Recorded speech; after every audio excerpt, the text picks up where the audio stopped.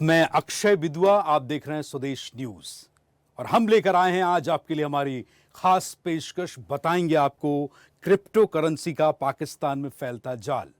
क्या पाकिस्तान की जमीन अब सिर्फ आतंक नहीं बल्कि राष्ट्रपति डोनाल्ड ट्रंप के क्रिप्टो कारोबार की भी एक नई प्रयोगशाला बनने जा रही है? क्या आतंकवाद को अब डिजिटल फंडिंग मिलेगी? क्या अमेरिका, कभी पाकिस्तान को आतंक की पनाहगाह बताने वाला अमेरिका, अब वो चुपचाप उसमें निवेश कर रहा है? इस डील में शरीक है अमेरिका और इस डील में शरीक हैं शहबाज शरीफ और जनरल असीम मुनीर। तो अब सवाल है कि क्या ट्रंप के इस क्रिप्टो गठजोड़ से भारत की सुरक्षा को सीधा खतरा है? क्या भारत के खिलाफ साजिश अब डिजिटल सिक्कों के रास्ते हो रही है? पाकिस्तान इसका नया अड्डा बनने जा रहा है। आज की इस बहस में हम यह भी जानने की कोशिश करेंगे कि ट्रंप का पाक प्रेम सिर्फ पैसों का खेल है या इसके पीछे कोई और मंशा है। मंशा डॉलर की तरह क्रिप्टो करेंसी से दुनिया पर राज करने की है। इस गठजोड़ से भारत को कितना खतरा है? इन तमाम सवालों के जवाब हम तलाशेंगे, पूरी बहस करेंगे, आपको परत दर परत खोलकर सारे राज बताएंगे। लेकिन पहले आप पूरी खबर देखिए, इस रिपोर्ट के जरिए आप समझिए कि नया क्या हुआ है। फिर हम लौटेंगे इस रिपोर्ट के बाद और आपको बताएंगे हर परत के राज एक बहस के जरिए। देखिए रिपोर्ट।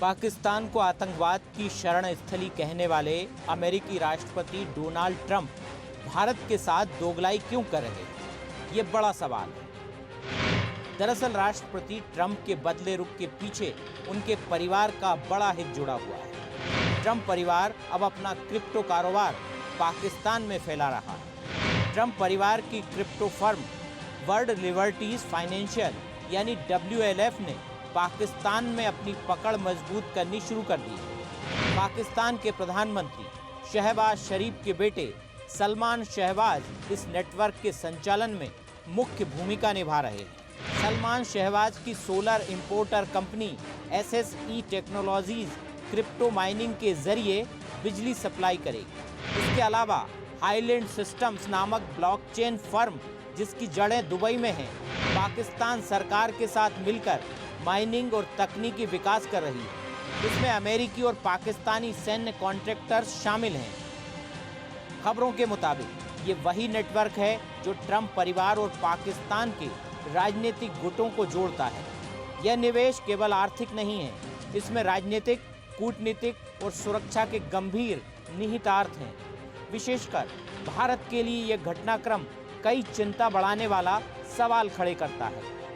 पिछले कुछ वर्षों में पाकिस्तानी आतंकी संगठनों ने पारंपरिक बैंकिंग सिस्टम से बाहर निकलकर क्रिप्टो करेंसी का इस्तेमाल तेजी से बढ़ाया है। ब्लॉकचेन के जरिए लेन देन ट्रेस करना कठिन होता है, जिससे यह आतंकियों के लिए फंडिंग का एक सुविधाजनक माध्यम बन गया है। पाकिस्तान की जमीन पहले से ही आतंकी संगठनों की पनाहगाह है। अब जब सरकार ही इस डिजिटल करेंसी को वैधता देने जा रही है तो सवाल उठता है, क्या यह आतंकवाद को परोक्ष रूप से बढ़ावा नहीं देगा? भारत के लिए 3 स्तरों पर बड़ा खतरा है। पहला, आर्थिक। यदि पाकिस्तान क्रिप्टो केंद्र बनता है तो भारत का डिजिटल फाइनेंस मार्केट बैकफुट पर जा सकता है। दूसरा, सुरक्षा।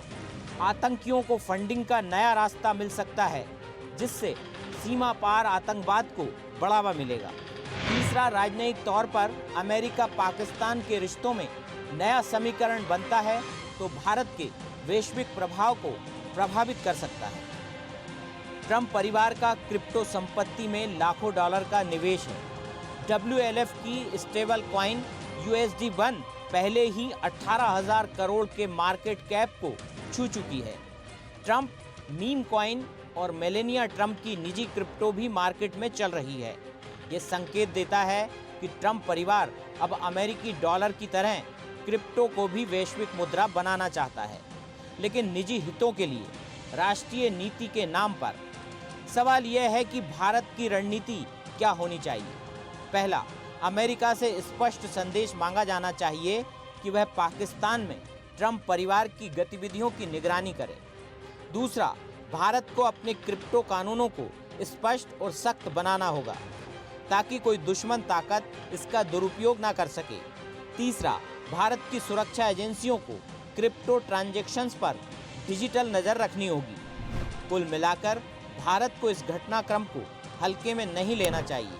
ट्रंप और पाकिस्तान की इस नई साझेदारी से पैदा हो रहे जोखिमों का मूल्यांकन बेहद गंभीरता से करना होगा।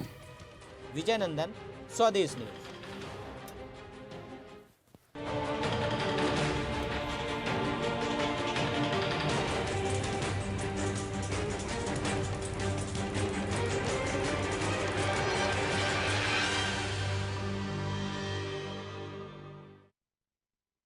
और अपडेट्स के लिए लाइक, फॉलो, शेयर जरूर करें। साथ ही यूट्यूब पर बेल आइकन दबाना ना भूलें और विजिट करें हमारी वेबसाइट swedeshlive.com पर।